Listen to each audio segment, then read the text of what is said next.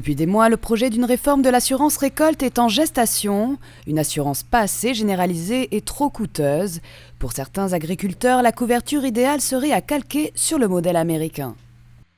L'assurance idéale, on peut peut-être réfléchir à quelque chose qui ressemblerait à un farm bill à l'américaine, c'est-à-dire on serait plutôt sur une assurance, j'allais dire au revenu, c'est excessif, mais qui serait liée effectivement à une baisse du chiffre d'affaires en fonction de différents sinistres, dans lesquels on pourrait inclure les sinistres économiques, les crises et ce genre de problématiques.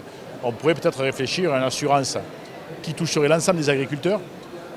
Faut-il parler d'obligatoire? Je ne le pense pas, mais il faudrait que l'ensemble de nos réseaux se mobilisent pour que cela soit bien répandu, où on pourrait assurer un chiffre d'affaires, du moins une variation non supportable de chiffre d'affaires lié à des sinistres, qu'ils soient climatiques ou qu'ils soient économiques.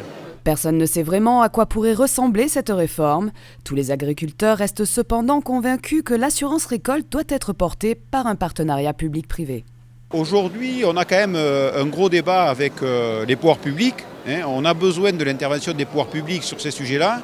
Et aujourd'hui, c'est quand même, sur ce sujet-là, comme sur beaucoup d'autres, quand même un peu le yo-yo. C'est-à-dire qu'il y avait 100 millions sur l'assurance récolte il y a quelques années, on est tombé à 60. On est aujourd'hui avec un budget de la PAC qui ne va pas rester au niveau où il est.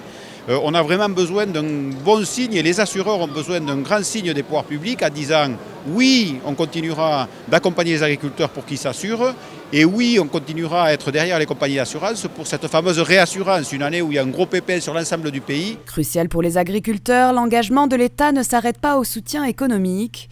C'est avant tout un gage de citoyenneté et de solidarité. Que l'État reste partenaire, moi ça me paraît important et en plus on exerce une profession dont on donne le sentiment qu'il n'a plus de lien avec le consommateur. Et moi je crois que le fait d'assurer son indépendance alimentaire, il est important et donc ce n'est pas qu'un problème de paysans, c'est bien un problème de société, un problème de paysans certes, mais un problème aussi de consommateurs. Et donc il faut que le consommateur, à travers l'État, manifeste sa solidarité.